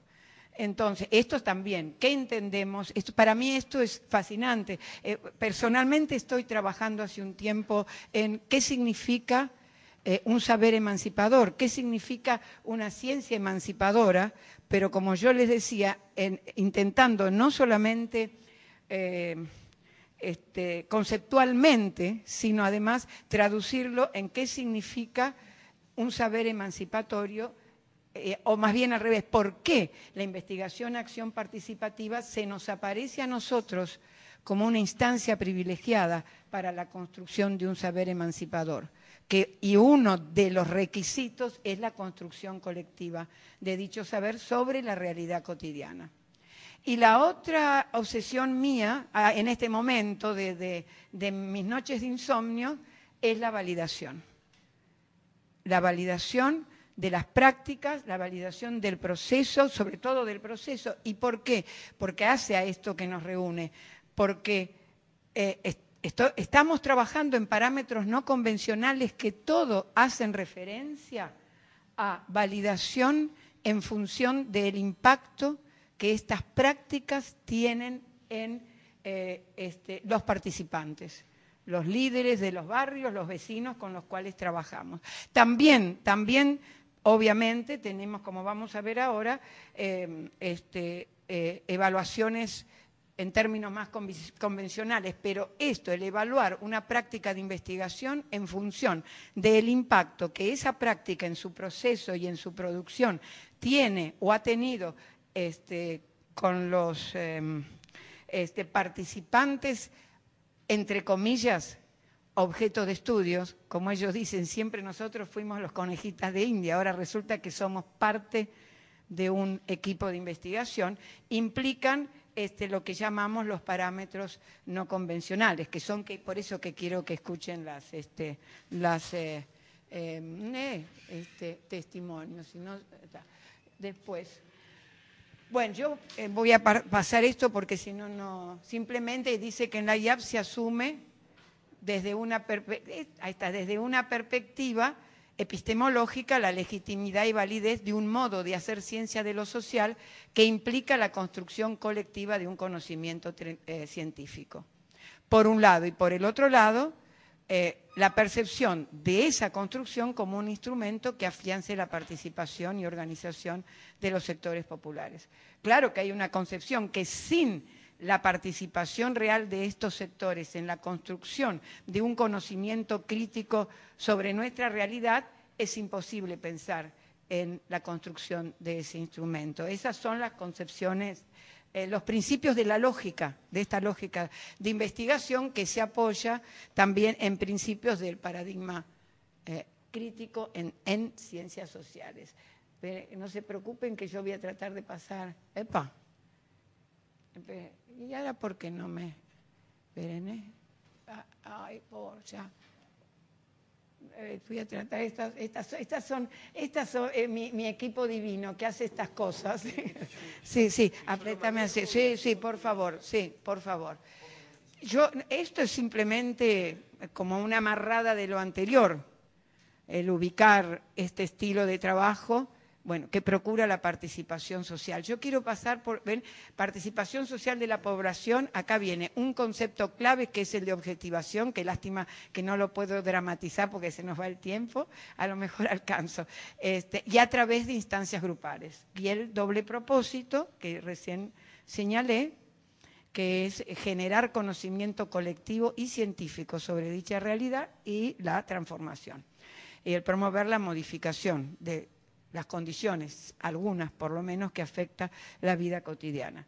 Esto implica este trípode conceptual de tres patas, al concebir la IAP como un proceso de investigación a través de procesos de participación popular y esto que llamamos praxis educativa, que no es la escuela, aclaro, sino que se asume la importancia de el desarrollo de procesos de aprendizaje social, más o menos formales, para que realmente exista la participación real. Ahora aparece en el otro que viene, acá están los tres pilares, investigación, participación y educación popular, que todos ustedes son familiares, es decir, la investigación, acción participativa implica un proceso de investigación dentro de un encuadre de educación popular, tanto desde la perspectiva teórica, epistemológica, como metodológica. Entonces, esto, dale, así aparece una flechita. Bueno, acá, esto para mí es muy importante en el sentido de no perder de vista que estamos hablando, o por lo menos de, por un lado, de una columna vertebral de investigación, porque la concebimos como una práctica científica. Mancomunada con el proceso de participación. Y acá viene este concepto muy importante para nosotros de participación real, no engañosa, del grupo de población estudiado en la toma de decisiones de la investigación y, por tanto, en la construcción colectiva del conocimiento, que este es el gran desafío. Esto implica el desafío, claro, de manejar los conocimientos de base. Acá yo le escuchaba a Irene y es para conversar, que aseguren una participación real y no un engaño o un como sí de la participación. Y si bien esto, yo le escuché a Irene, no implica imponer el conocimiento científico, sí implica poder intercambiar conocimientos. Esto yo lo aprendí desde el jardín de infantes con estas prácticas, que se agudizaba la desigualdad si nosotros trabajábamos con los sectores populares, entendíamos sus prácticas, entendíamos su aparato cultural, entendíamos su vida cotidiana y nos íbamos y nos llevábamos y nos íbamos muy enriquecidos por todo lo que implica esa cultura del otro, pero nosotros sin dejar nada, con una falsa concepción para nosotros de un populismo pedagógico que lo que hace es agudizar la desigualdad. Muchos de los colegas de Latinoamérica que hemos estamos trabajando desde hace mucho tiempo, incluso algunos fallecidos como Falsborda, manteníamos fuertemente que el investigador tiene un rol.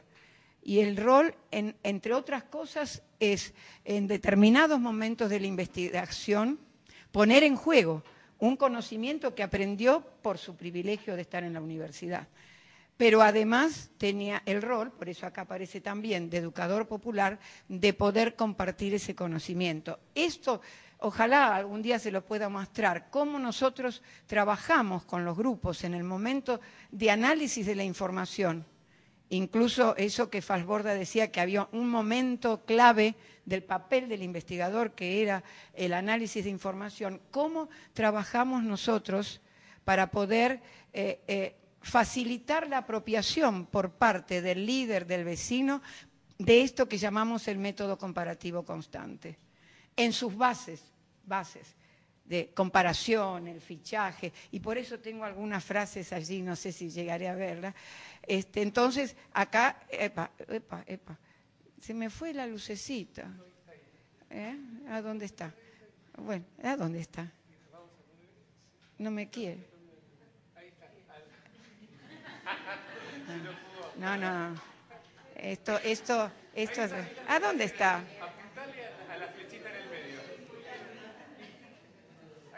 Me lastimo el dedo. Ahí está. Bueno, ven, el investigador juega un doble rol, el de investigador y el de educador popular. Esto representa el desafío de facilitar la apropiación de los conocimientos e instrumentos de investigación social y facilitar la participación de los otros en la decisión sobre esos instrumentos mediante el trabajo con metodologías propias de la educación popular. De lo contrario, esto es mi temor, la participación en la investigación es generar la ilusión de una participación inexistente. Hay una frase que no se ve, pero no importa, que es como un lema nuestro, que es, ahí está, que participación sin conocimiento facilita la manipulación y el engaño de una participación inexistente.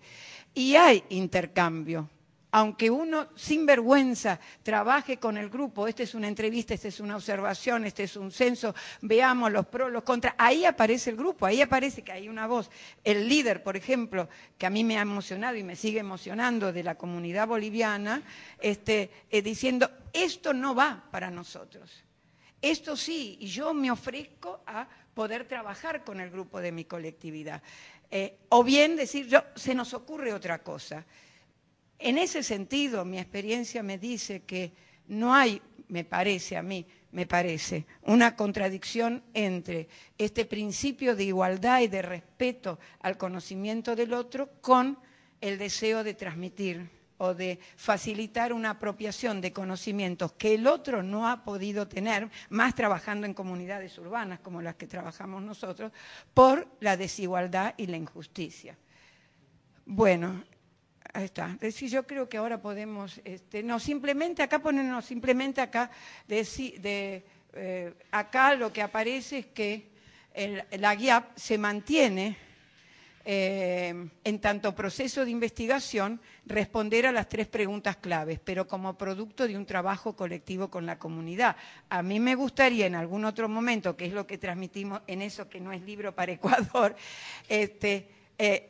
cómo se trabaja con una comunidad para que realmente participe realmente en la identificación del objeto, de la situación problemática, a partir de sus experiencias y a partir de la teorización sobre sus experiencias, que es otro de los elementos claves de lo que se entiende por teoría en esta investigación, y cómo se trabaja esos principios básicos, cómo se focaliza con todo un grupo del barrio, cómo se determina el para qué, el para quién y cómo se trabaja en forma dialógica, como decía también Irene, el cómo se investiga. Bueno, a ver si está, sí, a ver, porque así ya por lo menos, así puedo escuchar las voces. ¿Hay tiempo para un poquitito? Acá con las flechitas, acá lo que intenté graficar es ese camino que los de mi generación hemos recorrido en la relación objetividad-subjetividad de las decisiones de la tradición positivista en cuanto a una relación de externalidad, la introducción de la subjetividad, la introducción del sujeto que se mete adentro del objeto y la percepción de la subjetividad como componente de construcción del conocimiento científico, el no tener vergüenza al manejo de nuestra subjetividad, que es lo que llamamos relación de internalidad e implicancia. Lo que introduce la investigación-acción participativa es como esta doble flecha. También el investigador que se mete adentro del sentir, de la cultura, etcétera, etcétera, del otro, pero también el otro que pasa a formar parte del quehacer investigativo. En esto, justamente con Luis Rigal, estamos trabajando una diferenciación que puede ser muy polémica, que es trabajar con la diferenciación contemplación-emancipación, asumiendo que tanto la relación de externalidad como la relación de internalidad e implicancia tiene un cierto componente de un posicionamiento contemplativo por parte del investigador. En tanto que, en el caso de la investigación-acción participativa, la intervención o diríamos, esta conjunción, este intercambio de sujeto y objeto investigado es el proceso de toda la investigación. Y se asume que a través de ese proceso de investigación se da la posibilidad de que colectivamente se puedan expresar componentes de nuestro pensamiento, representaciones sociales construidas en nuestra vida cotidiana, las nuestras y la de todos, que implican elementos de dominación, de una dominación que se nos ejerce en nuestra sociedad y en nuestra historia, en este campo dorado que es nuestro pensamiento.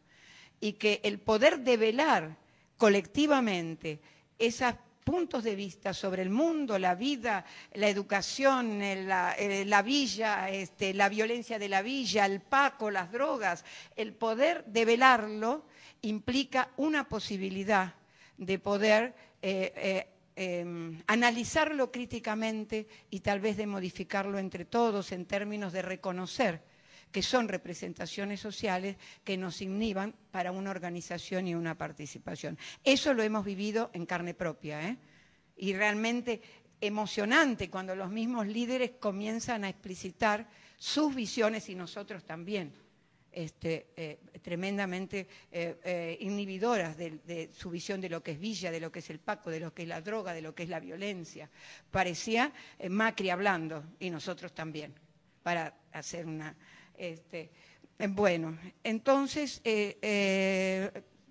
pongamos, ya está, yo me cansé también, porque ahí está, bueno, no, yo ahora lo que quiero, a ver, ojalá que podamos, no, ya está, ahí está.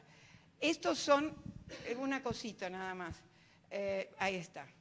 ¿Cómo estamos la validación? Por ejemplo, un elemento son poder identificar evidencias del impacto de la IAP en el estímulo para la expresión de las ideas y en el crecimiento en la imagen de sí mismos, relacionado con la capacidad de expresión y de participación en la construcción de un conocimiento colectivo. Estas son palabras de mi amor, como yo le digo a Mario, cada vez que nos encontramos, menos mal que la señora me conoce, y dice sus cosas que son de una, es impresionante, es una belleza, yo no puedo dejar de decirle, Mario, lo amo.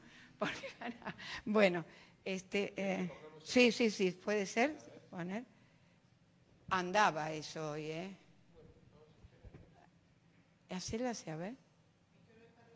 Sí, a ver. Ahí está.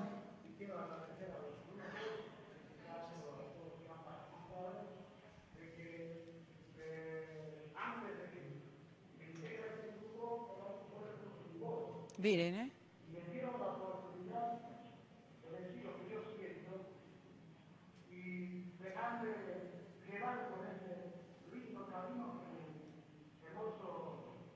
encontrado.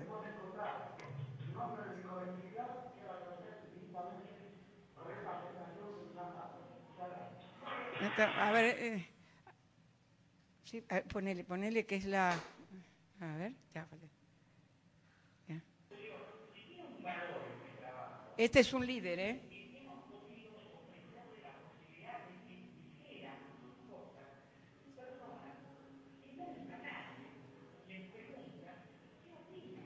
Pasa que ahora está la conciencia de del... Ah, está, a ver.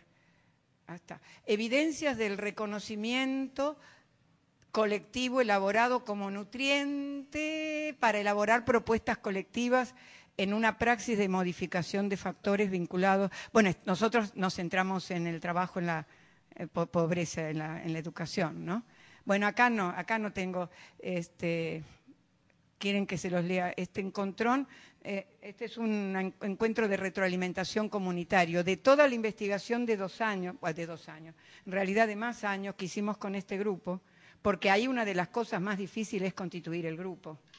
Entonces, del 2001 al 2006 constituimos el grupo, del 2006 hasta el 2008 hicimos la investigación y ahí se hizo un gran encuentro comunitario y dice, este encontrón debe presentar al barrio cómo fuimos construyendo un espacio donde han tenido voz los que nunca han tenido. Y por eso podemos ahora compartir este conocimiento. Esto es lo que a mí me emocionó cuando lo escuché, que es el conocimiento que ha salido de la voz de los que generalmente no tienen voz. Espero no engañarme, porque uno siempre piensa que la emoción engaña, pero realmente fue muy conmovedor ver, yo no me lo esperaba, la conciencia o el reconocimiento de que lo que habíamos hecho era construir conocimiento. Estas voces son de ahora, bueno, pero nosotros logramos verlas con la mirada de una lucha por una mejor calidad de la educación. Yo creo que este es el camino, dar la voz a los que nunca tienen voz en un proceso de construcción del conocimiento y planificación de una acción todos juntos. Claro, sí. Si no está, sí. ¿Damos para uno más? La última. Bueno, a ver, déjame que este sí, a ver, sí.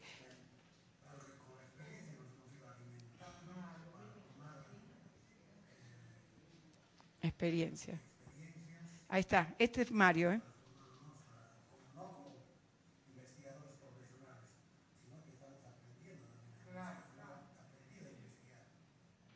Este es el otro. Bueno, nosotros no nos creemos investigadores en el sentido de ustedes.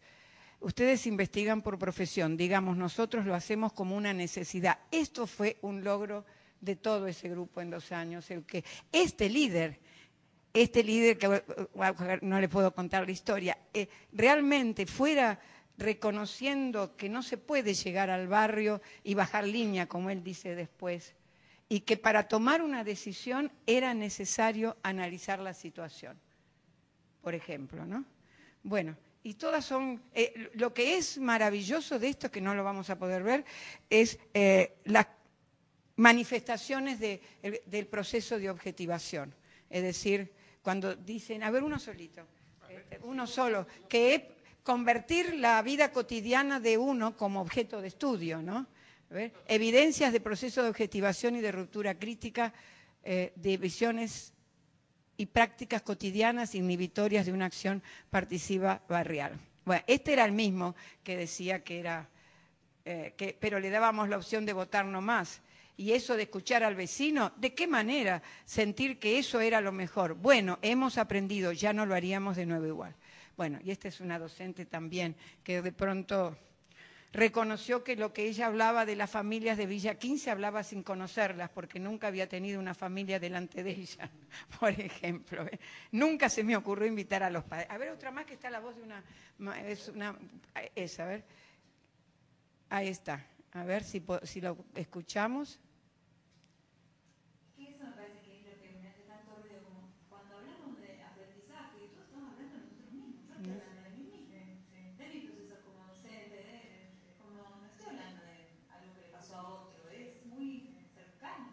Está. Estamos hablando de nosotros, cuando pensamos las lecciones aprendidas, yo digo, pucha, estoy diciendo, a mí me pasó esto, a mí me pasó así, bueno, entendimos tal cosa y todos pensamos tal otra, pero estamos estoy totalmente implicada.